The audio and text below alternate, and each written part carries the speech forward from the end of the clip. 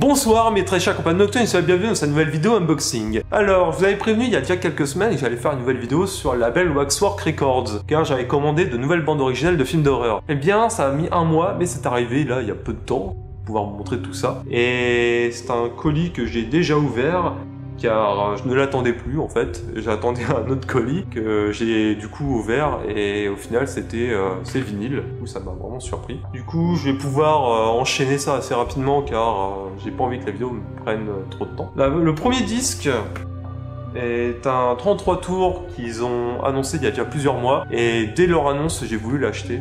Ils avaient lancé un vote pour les fans pour qu'on puisse choisir l'illustration de la couverture, c'était vraiment chouette de leur part. Et on a pu se mettre d'accord sur une illustration pour la couverture, le dos, enfin la quatrième de couverture et l'illustration centrale. C'était pour Evil Dead 2.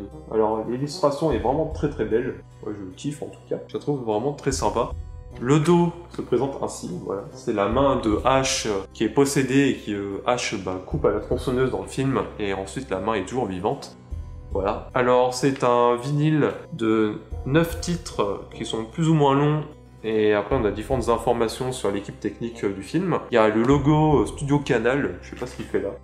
Je sais pas si c'est un film qui a... Enfin ils ont sans doute acheté les droits pour la diffusion. À l'intérieur, eh bien nous avons une illustration comme ça de la cabane qui est au centre de l'histoire et de la tombe de la femme de Ash en fait qui est pareil dans le film, dans Evil Dead 2. Après à l'intérieur, eh bien nous avons une petite lithographie comme dans quasi tous leurs vinyles. En fait quand il n'y a pas de disque par pochette, ils mettent une lithographie à la place. Du coup c'est une petite lithographie des Evil Dead 2 comme ça. Dans mes souvenirs, c'était une illustration qu'ils avaient proposée pour la couverture en fait. Sauf qu'elle n'a pas été retenue, et du coup ils l'ont gardée pour faire une lithographie. Voilà, plutôt sympa. Et ensuite, eh bien, nous avons une pochette noire tout à fait simple en fait, tout à fait basique. Et nous avons un disque d'une couleur assez étonnante. Nous avons un disque qui est entièrement jaune, voilà, c'est vraiment sympathique. Moi j'aime bien en tout cas. C'est en fait jaune comme la voiture de Ash dans le film, c'est le jaune qu'ils ont mis dans la description. Et voilà, vous avez le logo Evil Dead 2 avec les titres des chansons. Et derrière, nous avons comme si c'était une bobine en fait cassette, parce que dans le film c'est grâce à ça qu'il réveille l'entité démoniaque qui possède tout le monde, voilà. Donc c'est plutôt sympa. Je sais que vous avez fait une variante bleue avec des taches rouges et blanches aux couleurs de la chemise de Ash. Elle a été vendue plus cher dans mes souvenirs. Et celle-ci était en promo, du coup, c'est pour ça que je l'ai pris. C'est un vinyle, je crois, qui est vendu 42 $ à l'origine, mais moi je l'ai eu pour 25 $ en promo, alors qu'il était tout neuf sous blister chez Discogs, donc j'étais assez étonné. Mais bon, voilà tout. Qu'est-ce qu'il y a de plus à dire là-dessus? Je pense que j'ai fait le tour. C'est une bande originale qui est composée par Joseph Loduca. Je sais pas du tout qui c'est, j'en ai jamais entendu parler. Enfin voilà. Alors après, le deuxième vinyle, Tanguy le Barbu l'a commandé il y a peu de temps, c'était quelques jours après moi je crois, et il l'a reçu beaucoup plus vite, mais il va sûrement l'ouvrir pour Noël en fait, c'est un cadeau que sa femme lui offre à Noël si j'ai bonne mémoire, pour pouvoir te le montrer en avant-première. C'est la bande originale de Creepshow, voilà, qui est vraiment très belle, en tout cas la pochette, moi j'adore. Et le dos, voilà, pour vous montrer. Alors là, il y a beaucoup plus de titres, il y en a 34. Alors je pense qu'ils sont super courts, car c'est sur un seul disque, il n'y en a pas plus. C'est assez étonnant. Et c'est une bande originale d'après le film, en fait, des maîtres du macabre, comme ils disent si bien. C'est un film de George Romero et de Stephen King, et qui était vraiment top. Moi j'avais vraiment kiffé. Je l'ai revu il y a très peu de temps, comme je vous l'ai dit dans une précédente vidéo, et j'ai toujours adoré ce film, du coup j'étais super content. L'intérieur se présente comme ça. En fait, ça s'ouvre, vous avez des textes avec des illustrations, vous avez une photo de Stephen King et de George Romero en haut. Et c'est un texte écrit par George Romero, et est écrit à Toronto en 2013. Et les illustrations sont faites par Gary Pullen. Voilà, c'est plutôt sympa. Et en fait, vous l'ouvrez et vous avez une page qui se déplie comme ça. C'est assez original car c'est pas dans tous les vinyles qu'on voit ça. Dedans, enfin, après vous avez un texte de John Harrison, qui est le compositeur qui a fait les musiques de ce film, avec les yeux de la créature de la caisse. Voilà. Et ensuite, vous avez le disque. Alors, l'illustration, en fait, ce sont les différents segments du film. Vous avez le zombie avec le gâteau de la fête des pères.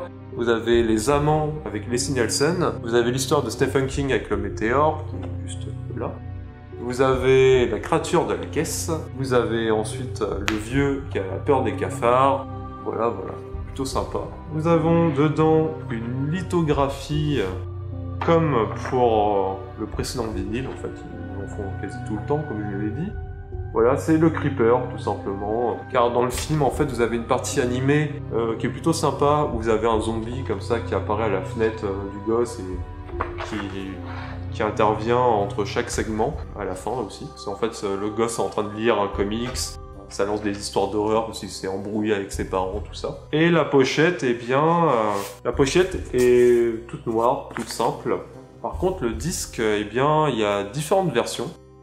Là, je vais vous montrer la mienne. C'est un disque qui est tout rouge, violet, en fait, c'est plutôt du violet, ouais, du pourpre. Couleur vin, on va dire, voilà, bordeaux, avec des taches bleues, en fait. À la lumière, je pensais que c'était des noirs, mais en fait, non, c'est du bleu, d'accord. Vous avez le logo Creepshow, et derrière, vous avez le logo Waxwork avec une nuée de cafards. Voilà. C'est plutôt sympa. Et je pensais qu'il y avait 2 disques, mais non, en fait, il y en a seulement un pour autant de titres. Ce qui est assez bizarre, assez particulier, mais voilà. Bon, ça doit être du vinyle de 2 mm ou à 1 mm 5. Ils sont vraiment très épais, comme tous ceux qui vendent en fait. Et voilà, ça a l'air très sympa. C'est une bande-son que j'ai déjà écoutée sur YouTube, vous pouvez l'écouter entièrement sur YouTube, il y a des personnes qui ont fait des vidéos dessus, ils ont filmé leur platine, un peu comme j'ai fait avec House of the Dead. Par contre, Evil Dead 2, j'ai pas vérifié, je l'ai pas écouté, du coup je suis assez curieux. Je vais faire une petite parenthèse aussi sur quelque chose que je trouve assez étonnant, c'est que les pochettes sont super épaisses, c'est vraiment du carton en fait, c'est vraiment du carton épais. Je suis assez étonné. Car d'habitude, les pochettes de vinyle, eh bien, elles sont pas si épaisses que ça. C'est un carton beaucoup plus fin. Et lui, c'est vraiment du carton de haute qualité. C'est vraiment du très bon travail. On sent qu'ils se foutent pas trop de nous, en fait. C'est ça qui est cool. Voilà, avec sur le dos, le logo Creepshow avec écrit musique interprétée et composée par John Harrison. Voilà, tout simplement. Pour finir, il me reste 10 minutes. Je vais essayer de faire vite. J'ai commandé un petit élément. D'accord, j'ai ma lithographie qui se barre. J'ai commandé en fait ça. C'est une première chez Waxwork Records. C'est un comics. Alors, je sais que j'ai des fans de comics qui me suivent, qui pourraient être intéressés. C'est un comics en VO, vous ne trouverez pas en France et je pense qu'il ne sortira jamais en France. C'est un comics indépendant qui s'appelle House of Waxwork. Et c'est un comics un peu comme ceux qu'on avait dans les années 80, les histoires un peu à la Conte de la Crypte, comme les comics Tales from the Crypt. Et dedans, en fait, c'est une sorte de petite anthologie où vous avez plusieurs histoires d'horreur. Je vais essayer de vous montrer tout ça. Alors, il y a différents éléments. J'ai des post-it. J'ai un petit post-it du logo de Waxwork. J'ai carte postale House of the Waxwork. Très sympathique, très simple. Encore un autre post-it. Waxwork Records, voilà, je vous le montre. Et j'ai le comics, je vous le montrerai en détail juste après. Et en fait, le comics, il est accompagné d'un petit 45 tours, que je trouve vraiment très beau.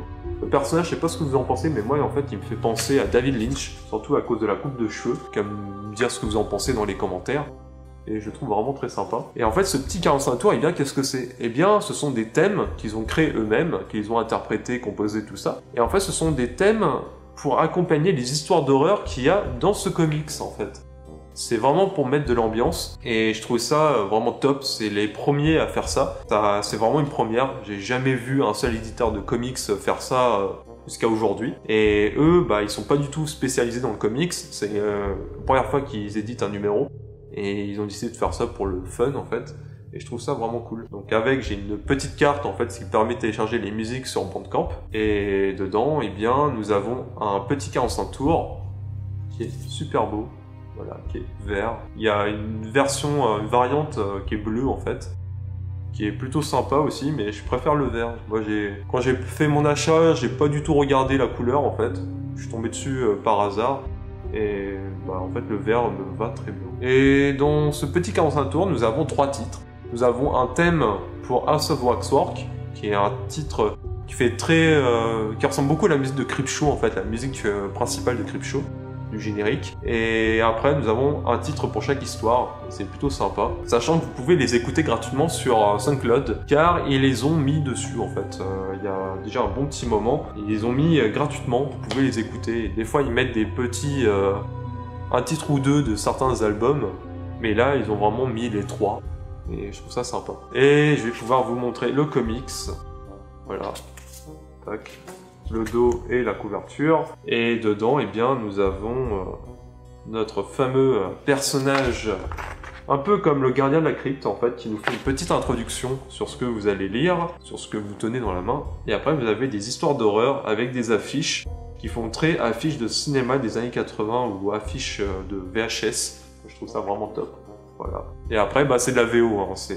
C'est pas traduit, du coup, si vous êtes mauvais en anglais, c'est tant pis pour vous, mais ça a l'air très sympa. J'ai vraiment hâte de lire ça. C'est le format des singles VO que vous avez aux États-Unis en fait. C'est vraiment le même format. Et le dessin est vraiment super beau. Je trouve vraiment classe. Donc ce sont des petits artistes indépendants et des scénaristes aussi qui n'ont pas fait grand chose à côté, je crois. Mais je trouve ça vraiment génial. Là, vous avez la couverture de la deuxième histoire qui fait très Fog de Carpenter, je trouve. Voilà. Et les dessins sont vraiment très très beaux, très bien réussis, très bien foutus. En fait, ils ont fait appel à des dessinateurs, des coloristes et des personnes aussi pour le lettrage. Et je trouve ça vraiment très sympa. Comme je vous l'ai dit, je pense que ça ne sortira jamais chez nous. Parce que c'est un truc indépendant, voilà, tout simplement. Il faudrait qu'un gros éditeur s'y intéresse, mais vu que Waxwork est un éditeur un peu... un petit éditeur, en fait, c'est pas leur travail en général, ils font surtout des vinyles, ils sont pas plus connus que ça, c'est un public de niche, donc je pense que ça n'arrivera jamais que quelqu'un comme Panini ou Urban s'intéresse à eux, mais bon. Peut-être quand il y aura une quinzaine de numéros, peut-être qu'ils le feront, mais on verra. Donc là vous avez des petits croquis crayonnés de certaines pages avec un texte, et après vous avez des pubs pour leurs prochains comics et pour leurs prochains vinyles. Enfin non, c'est les vinyles qu'ils ont déjà sortis. Il y a un vinyle pour Nosferatu, il y en a un pour Krampus, qui m'intéresse. Il y en a un pour Chair de Poule. Il y a celui de My Bloody Valentine, que j'ai déjà derrière moi. Et il y a celui de Salem Lot et celui de Mad Monster Party, qui est un film d'animation en stop motion, mais qui est pas du tout réputé en France, parce que je crois qu'il est jamais sorti en DVD chez nous, ou en VHS, ni rien. C'est vraiment un truc exclu américain, en fait, US. Mais qui avait l'air sympathique. Dans mes souvenirs, on peut le regarder entièrement sur YouTube si ça vous intéresse. Le petit comics, qui est vraiment super chouette. Il fait combien de pages? J'ai pas fait attention. Bah, les pages sont pas numérotées. Bon, bah, c'est dommage, mais voilà. Sur le coup, j'ai pas plus de choses à vous montrer. J'ai fait le tour de ce que j'avais à vous montrer, voilà. Et ma prochaine vidéo, alors, sera sans doute une vidéo bilan d'achat pour fin décembre, ou mi-décembre, je sais pas encore, avec, ouais, encore un vinyle, que je n'ai pas montré là parce que c'est pas du Waxwork, avec mes achats du Black Friday, avec encore quelques DVD, un jeu vidéo PS4. Si vous êtes allé sur Instagram, vous allez sûrement voir ce que j'ai acheté. Vous allez pouvoir vous regarder en fait, j'ai envoyé quelques photos il y a quelques jours. Et voilà, pas plus de choses à vous dire, j'ai fait le tour je pense. Sur ce, je vais vous dire bonne nuit, on se retrouve une prochaine fois dans une prochaine vidéo. Bye.